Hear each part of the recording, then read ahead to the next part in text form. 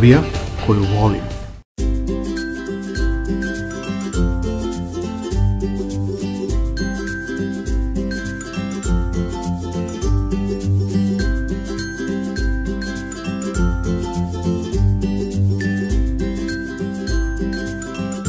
U prošloj emisiji najavili smo priču o seoskom turizmu. Obilazimo po mnogima deo gde je seoski turizam najrazvijeniji, a to je opština Gornji Milanovac. U onoj staroj SFRJ Milanovac je bio najrazvijeniji industrijski deo čitave države, a danas je tu po mnogima najkvalitetniji seoski turizam. Ibarskom magistralom preko Rajca za oko 2 sata stigli smo do sela Leušića i etno domaćinstva porodice Jeftović pod nazivom Rajski konaci. Prelep dan. Dočekalo nas je dvorište puno dece i gostiju.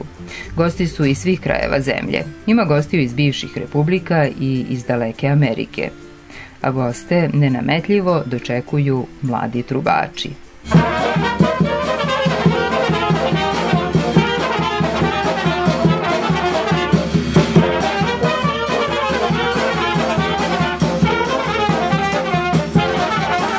Zovem se Predrag Kaluđerović, već 17 godina živim u Americi i ovde sam u Leušićima u etno selu Jeftović, Rajski konaci, već 3. put.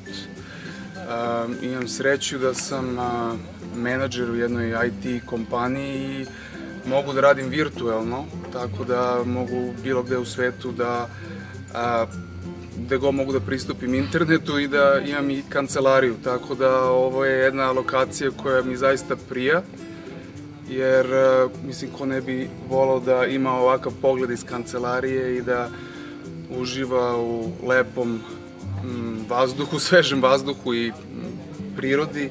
Vreme je ručka, ne trpezi, malo sira, malo kajmaka, tu je još čorbast pasulj, pa sarma. Šetnje i svež vazduh čine svoje i šta god da se iznese, sve bi se pojelo. Vazduh i priroda otvaraju apetit. Ovde je sve skockano, smerom, ni trunke kiča. Vidi se da se sve radilo planski.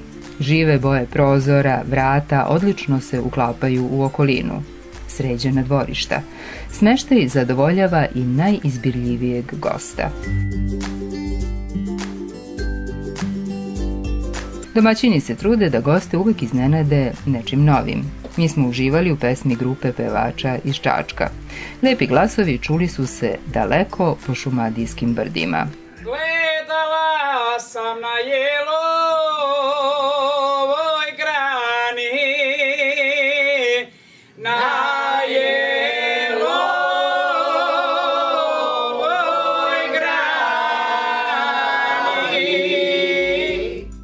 Čuvanje tradicije ovde je jako važno.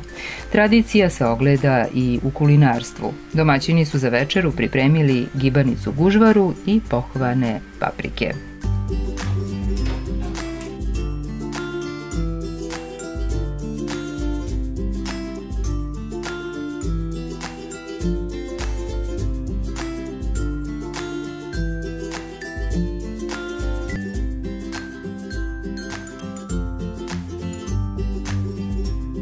I sad ono čuveno pitanje, kako stići?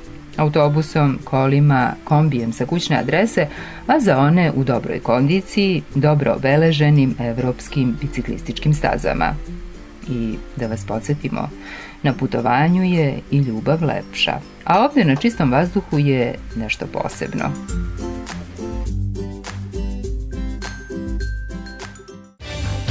Srbija koju volim.